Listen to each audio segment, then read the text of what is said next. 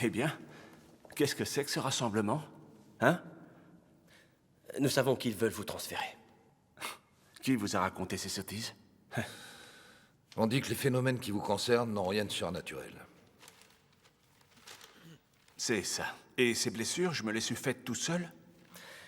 Et à la curie de Manfredonia, ils disent que l'évêque a déposé plainte contre vous.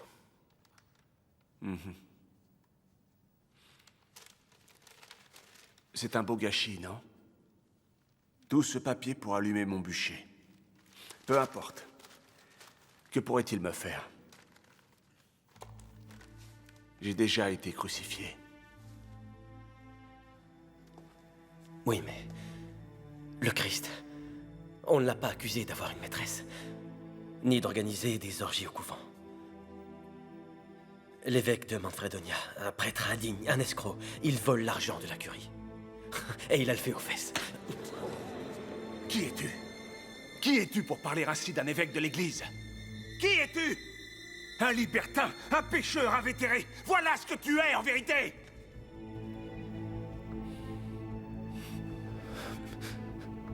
Apprends l'humilité. L'humilité avant toute chose. Et sois heureux qu'avec ces mains-là, je ne puisse te gifler comme tu le mérites. Disparais maintenant. On ne chasse pas Satan avec Satan. Va-t'en! Hors d'ici, va-t'en!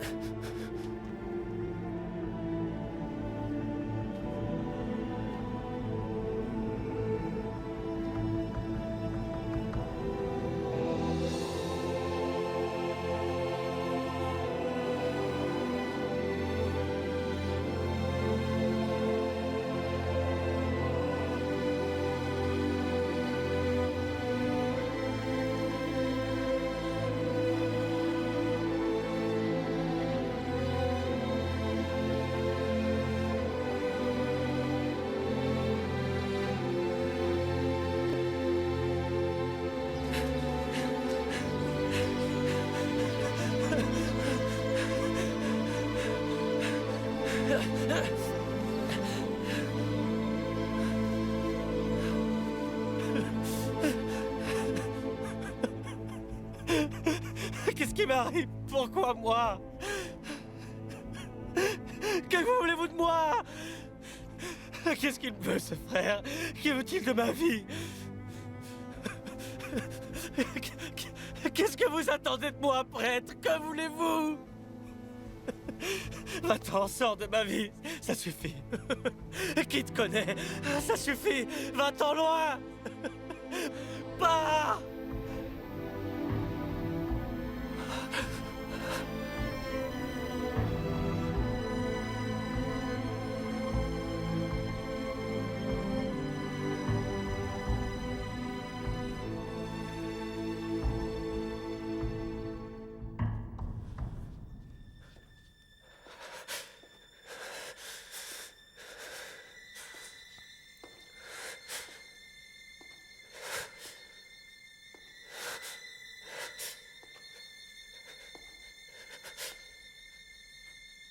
Alors, canaille, la nuit a été longue, hein?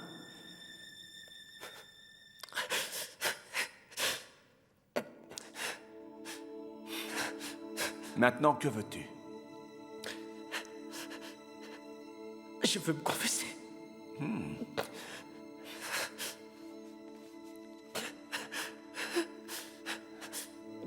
Tu veux te confesser? Ce n'est pas la peine. Hein? Tes péchés, tu me les as avoués cette nuit. Tu te souviens? J'ai besoin de votre aide, mon père. Je veux changer de vie. Je veux trouver cette paix que j'ai toujours cherchée. Cherchée en vain. Et c'est à moi que tu viens dire ça.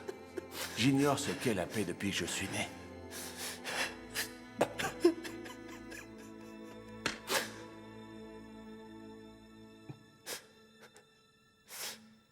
Tu es pardonné. Viens là.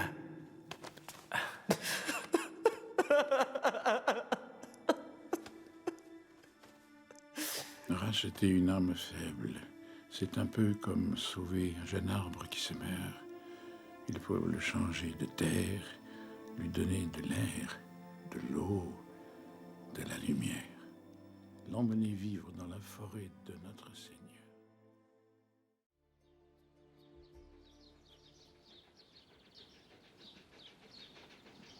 Maintenant, tout lui est défendu. Il vit comme un détenu. Ça fait des mois qu'on ne vient plus à l'église. Les groupes de prière ont cessé d'exister. Ils ont tout détruit.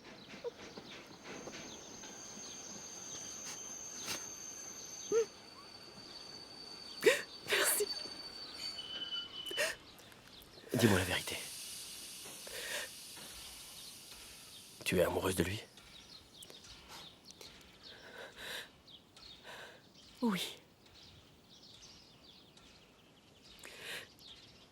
Mais ce n'est pas ce que tu penses.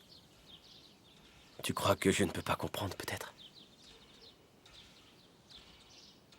Je l'aime aussi. Plus que tout, et ma vie n'avait aucun sens avant de le connaître. Ma vie non plus.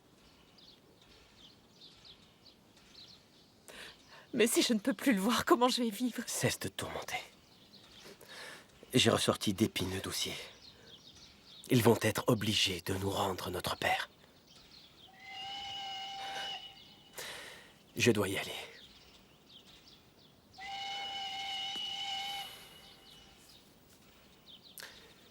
Prends bien soin de toi. D'accord?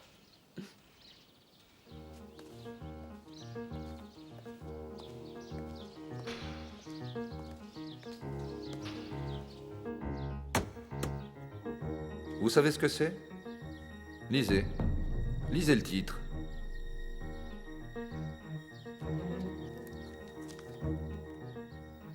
Les antéchrists dans l'église du Christ. Et savez-vous qui l'a écrit? C'est votre ami Brunato. Il joue les maîtres chanteurs, et vous devez le faire taire. Trouvez un moyen, et stoppez-le. Même le Saint-Père est préoccupé. Nous sommes sur le point de signer le concordat avec l'État italien. Un scandale est bien la dernière chose dont nous avons besoin. Écrivez-lui. Faites ce que vous voulez, mais empêchez-le de continuer. Et ceci est un ordre.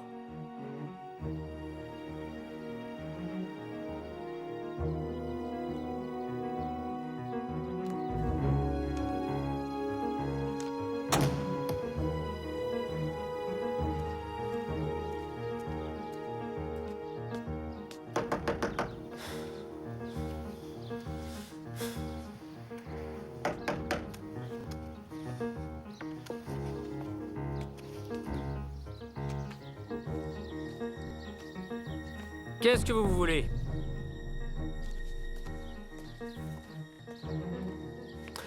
Bonjour, mon père. Je veux voir le Padre Pio. Pour vous, défense absolue. Il faut que je lui parle. Ne voyez-vous pas que vous l'avez détruit? À Rome, il pense qu'il est l'instigateur de tout cela. Non, c'est faux. Il n'est en rien coupable. Attendez! Je dois parler avec lui!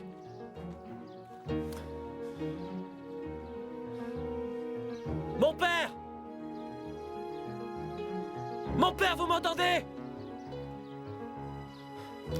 Je sais que vous m'entendez. On dit que vous êtes en colère contre moi! Je n'ai pas eu d'autre choix! C'est le seul moyen pour que les gens de Rome vous libèrent!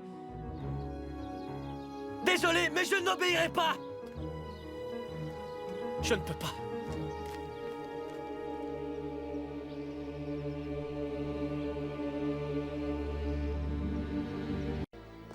Alors? Maria Pyle, où en est-elle?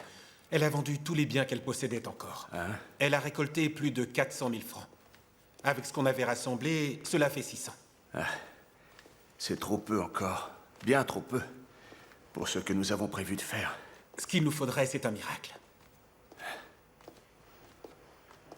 Un miracle? Ah, Ou bien quelqu'un qui négocie avec le diable. Viens là, canaille. Approche. Comment vas-tu? Je vais bien, mon père. Et vous? Bien. Hé, viens dans mes bras, que je t'embrasse. Ah.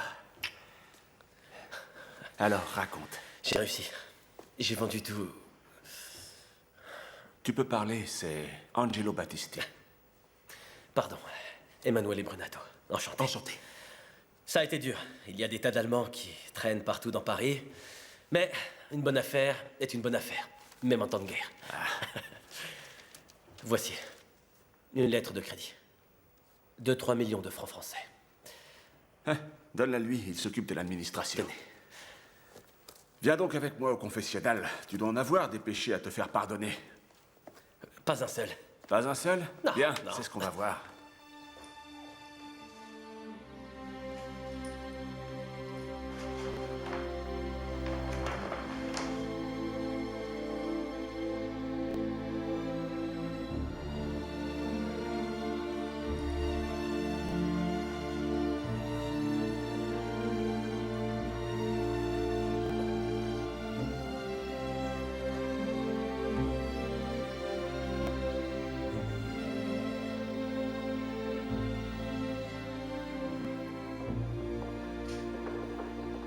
Puis-je entrer, mon père? Mon père, voici l'ingénieur Candeloro. Ah, mais tu l'es l'ingénieur. Mon père, Relevez-vous. mon père, je dois vous demander pardon. Mais pourquoi? Non, il n'y a aucune raison. Vous avez conçu un superbe projet. Je ne m'appelle pas... Mes frères et sœurs en Jésus-Christ, la maison du soulagement de la souffrance est terminée. Je remercie les bienfaiteurs du monde entier qui y ont contribué. Cette maison est l'œuvre que la Providence, aidée par vous, a créée. Je vous la présente. Admirons-la et bénissons ensemble le Seigneur. Et travaillons désormais à cette tâche qui consiste à soulager les corps et les âmes des malades.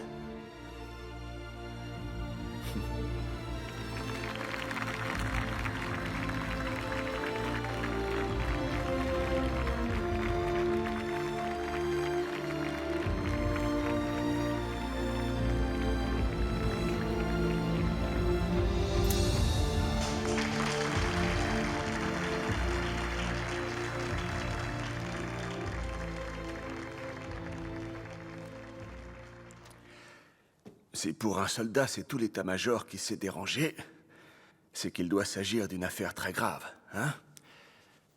Qu'est-ce que j'ai fait cette fois? Non. Cette fois, nous ne sommes pas venus pour vous punir, mais parce que nous avons besoin de vous. Nous avons accordé notre confiance à un banquier qui ne la méritait pas. Nous lui avons confié tout notre argent afin qu'il l'investisse et le fasse fructifier. Les recettes nous auraient permis de construire de nouveaux couvents. Mais cet individu a fait faillite. Et nous sommes dans l'obligation de rendre cet argent à tous les fidèles qui nous ont confié les économies de toute une vie. Et ce banquier de Dieu, ce magicien du pain qui se multiplie, combien d'intérêt versait-il? Certaines fois, il s'élevait à 90%. Et nous ne sommes pas les seuls dans cette situation. Il y a beaucoup d'autres ordres religieux. Si l'on ne résout pas cette affaire, le scandale sera tel que nous le paierons tous. Je ne peux que prier pour vous, moi, en espérant que Dieu m'entende, mes frères.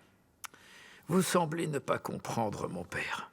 Nous avons besoin des fonds que vous avez récoltés pour cet hôpital. Cet argent m'a été confié pour que nous occupions dignement des malades. Non pour payer vos dettes, mes pères. Est-il nécessaire de vous rappeler que vous avez fait vœu d'obéissance?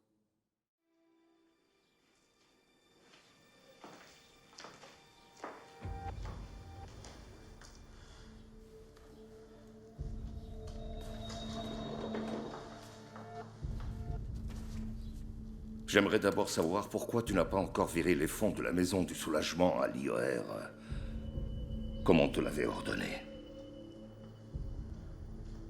Tu as eu des problèmes de santé ces derniers temps. Il est inadmissible qu'un moine qui a fait vœu de pauvreté gère des centaines de millions. Je ne gère rien du tout.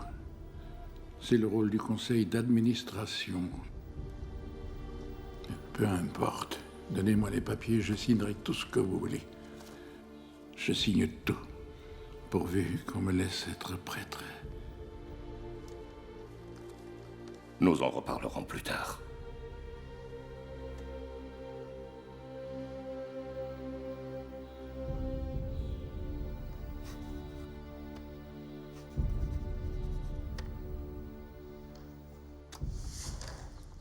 Alors, la guerre est repartie. Hein? Que puis-je y faire? C'est encore Satan qui monte les frères les uns contre les autres. C'est comme un vol. Cette fois au moins, vous devriez vous défendre. Non, je n'en peux plus, Emmanuel. Je suis à bout. Je prie Dieu pour qu'il me rappelle à lui. Et me libère. Et puis, je ne veux pas importuner encore le Seigneur. Je peux le faire, moi. Quel âge as-tu, Emmanuel? 70 ans, mon père. Et pourquoi? À 70 ans, tu penses encore à livrer bataille, hein? Ce n'est plus de ton âge. C'est ton âme qu'il faut penser à sauver. Je peux pas vous laisser comme ça.